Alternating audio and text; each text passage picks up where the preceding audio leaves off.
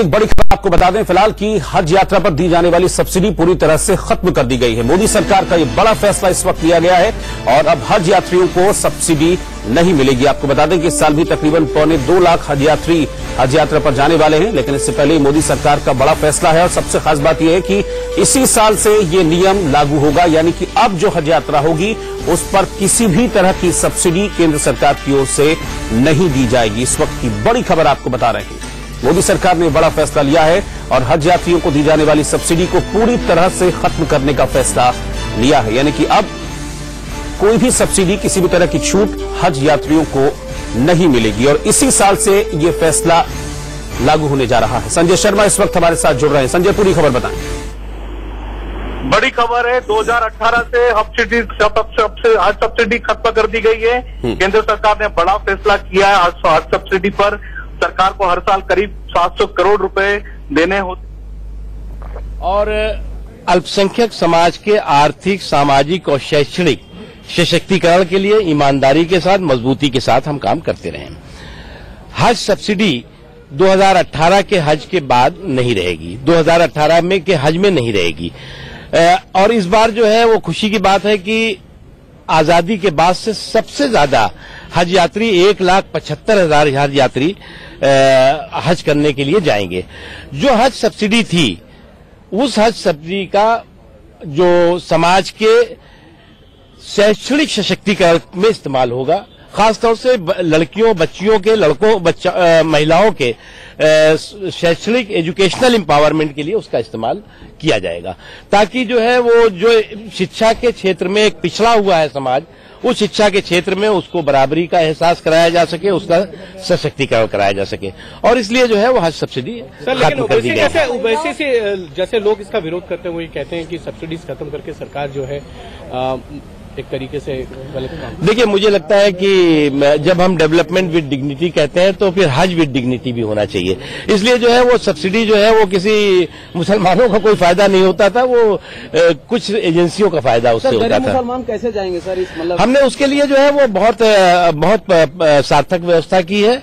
हमने embarkation point के भी कई जो है वो ऑप्शन दिए हुए हैं, जहां से सस्ते दर से भी हज यात्रा पर लोग जा सकते हैं। साथ ही साथ जो है वो आने वाले दिनों में हम पानी के जहाज से भी हज यात्रा शुरू कराएंगे। बहुत बहुत शुक्रिया सर। और इस वक्त मौलाना साजिद रशीदी हमारे साथ जुड़ रहे हैं, ऑल इंडिया इमाम एसोसिएशन के मेंबर हैं। रशीदी साहब, किस तरह से देख रहे हैं आप इस फैसले को?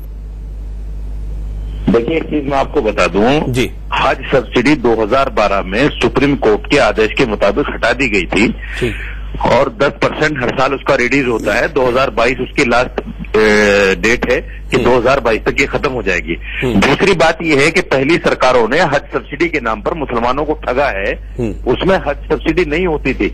मैं आपको बताऊं, जो टिकट हमें दिल्ली टू जद्दा 27-28 हजार का मिल जाता है, वो हज के नाम पर जो है सीधा 65,000 का मिलता है। तो आप मुझे बताइए, अगर 10,000 गवर्नमेंट उसमें से दे भी रही है तो हमारा कौन सा फायदा हो रहा है?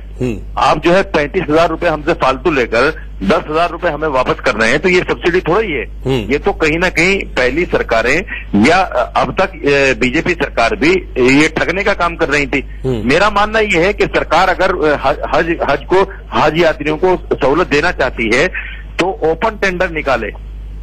ऐसा नहीं है कि सऊदी एयरलाइंस या एयर इंडिया जो है उसी से हज यात्री जाएं। आप ओपन टेंडर जारी कर दीजिए ताकि ये हमारा टिकट 65,000 का न होकर ये 27-28 हजार पर ही आ जाए।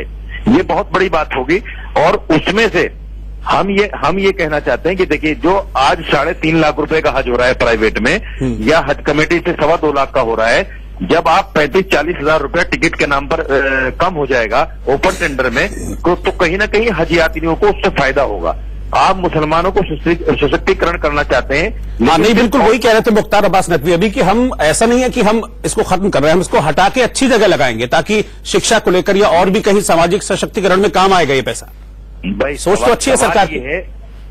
अरे सर, सवाल ये है कि ये तो सुप्रीम कोर्ट ने हटा दिया था। दूसरे ये है कि आप उसको हटाकर कहां कैसे लगा सकते हैं? मैं हज पे जाना चाहता हूं, मेरा वो टिकट 65,000 रुपए का है जो मुझे खरीदना पड़ेगा, तो उसमें सरकार 10,000 रुपया कैसे निकालेगी? किस चीज के नाम का निकालेगी सशक्तिकरण के लिए? उसका कोई रोड मैप तो होना चाहिए ना कि साहब ये 65,000 रुपए का हम 10,000 रुपया ऐसे निकाल रहे हैं इसमें से। कैसे निकल पाएगा, आप मुझे बताइए। तो पहले कैसे करते थे गवर्नमेंट? सुनिए, सऊदी गवर्नमेंट जो है वो पहले ही 60% कोटा अपनी एयरलाइंस के लिए तय कर लेती है कि साहब 60% हाजी हमारे कोटे से आएगा, हमारी एयरलाइंस से आएगा, और हमारा टिकट रेट ये है। जब टिकट रेट उन्होंने निकाल दिया तो आपको भी बदरजा मजबूरी जो है 65,000 का देना पड़ रहा है। यानी तो आप ये कह रहे हैं रशीदी साहब, आप ये कह रहे हैं कि इससे आपको कोई फर्क पड़ने वाला नहीं है, ये सरकार जो है, सरकार अगर फायदा देना चाहती है तो सरकार को सऊदी गवर्नमेंट से बात करनी चाहिए कि साहब सऊदी एयरलाइन से 60% क्यों जाए हमारे हाजी, हम तो इसका ओपन टेंडर निकालेंगे, जो सस्ता टिकट देगी उस एयरलाइन से भेजेंगे अपने हाजियों को, तो उसमें कहीं ना कहीं मुसलमानों को फायदा हो सकता है। यानी अभी कोई फायदा नहीं था और इससे कोई फर्क भी नहीं पड़ेगा, आप ये कह रहे हैं? तो ये फर्क भी नहीं पड़ा। दूसरी एक चीज मैं और कहना चाहता हूं, मैं मुख्तार अब्बास नकवी की बात को आगे बढ़ाता हूं कि ये जो सब्सिडी है हमारे लिए पहले भी ये ठीक नहीं थी, क्योंकि इस्लाम में हज उस आदमी पर फर्ज होता है जिस पर पूरा पैसा अपने घर के खर्च के अलावा मौजूद हो। ठीक है मौलाना साहब, मैं अभी आपके पास आ रहा हूं, मैं इसी पर आपसे बात करूंगा। जरा मुख्तार अब्बास नकवी ने क्या कहा है इस पर, एक बार ये सुन लेते हैं जरा फिर से।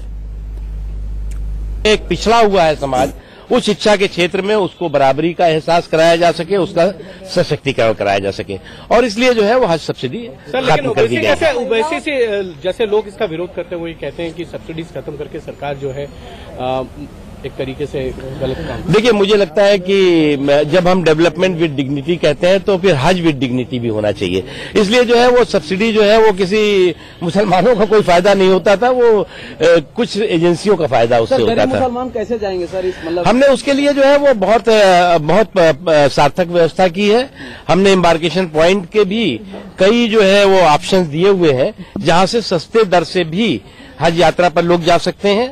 साथ ही साथ जो है वो आने वाले दिनों में हम पानी की जहाज से भी हज यात्रा शुरू कराएंगे। बहुत बहुत शुक्रिया सर। ठीक है, तो इस वक्त की बड़ी खबर हम आपको बता रहे हैं। अभी आप सुन रहे थे मुख्तार अब्बास नकवी ने बताया कि इसी साल से यानी कि 2018 में जो हज यात्री जाने वाले हैं उनके लिए वो सब्सिडी खत्म कर दी गई है केंद्र सरकार की तरफ से, और उनका ये कहना है कि इस सब्सिडी के बाद जो पैसा बचेगा वो पैसा अब सशक्तिकरण के लिए लगाया जाएगा, समाज के सशक्तिकरण के लिए, शिक्षा के सशक्तिकरण के लिए उस पैसे का इस्तेमाल किया जाएगा। ये भी कह रहे हैं मुख्तार अब्बास नकवी की जो पैसा है वो एग्जैक्टली जो है वो मुस्लिमों को फायदा नहीं पहुंचा रहा था। उनका ये भी कहना है कि कुछ एजेंसीज को इसका फायदा मिल रहा था, इसलिए हमने इसको हटाने का फैसला लिया और इसी साल से हम इसको हटा रहे हैं, सब्सिडी पूरी तरह से इसी साल खत्म कर रहे हैं।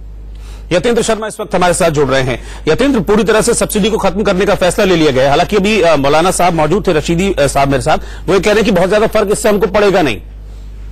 देखिए, इस फैसले को देखा जाए तो काफी समय से ये मांग चली आ रही थी और सुप्रीम कोर्ट ने भी इस संबंध में कुछ दिशा निर्देश दिए थे, जिनको ध्यान में रखते हुए आज भारत सरकार ने एक बड़ा फैसला लिया है कि पूरी तरह से जो हज सब्सिडी दी जाती है वो पूरी तरह से खत्म की जाएगी और इसी साल से लागू होगी। करीबन एक साल में 700 करोड़ का खर्चा भारत सरकार का हज सब्सिडी के नाम पर होता था, एक बड़ी रकम थी, तो उस रकम को पूरी तरह से सब्सिडी के नाम पर रोक दिया गया। लेकिन सरकार ने यह भी साफ किया है कि जो मुस्लिम महिलाएं पिछड़ी हुई हैं और जो गरीब लड़कियां हैं उनके एजुकेशन पर और उनके जो कल्याण के जो भी काम होंगे उस बजट को वहां पर खर्च किया जाएगा। जी ठीक है, यतेंद्र आप मेरे साथ बने रहिए। रशीदी साहब भी मेरे साथ हैं।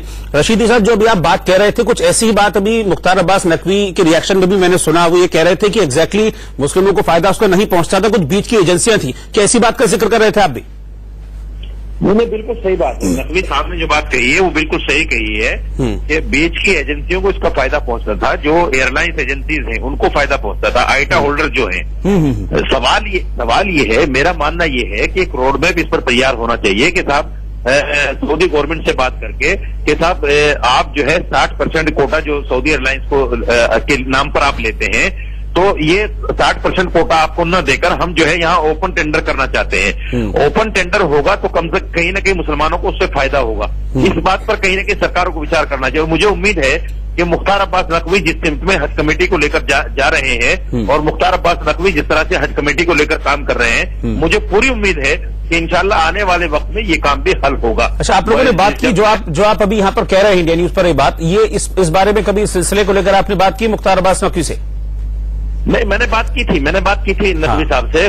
मैं करीब 6 महीने पहले मिला था, आज से पहले उनसे, तो मैंने उनसे बात की थी कि देखिए ऐसा कोई काम होना चाहिए जिससे ये हमारा टिकट सस्ता हो, तो उन्होंने मुझे आश्वासन दिया था कि नहीं बिल्कुल इस पर काम किया जाएगा। और ये बहुत अच्छा सुझाव आपने दिया है, क्योंकि 30-35 हजार रुपया एकदम बर्डन पड़ जाता है हाजी के ऊपर, हज यात्री के ऊपर, तो इस पर हम काम करेंगे उन्होंने कहा था। और मैं समझता हूं कि ये हज सब्सिडी खत्म करना और इस तरह के सख्त कदम उठाना हज मामलों को लेकर, ये कहीं ना कहीं उसी की तरफ बढ़ता हुआ एक कदम है जो बहुत अच्छा है, जो सराहनीय है।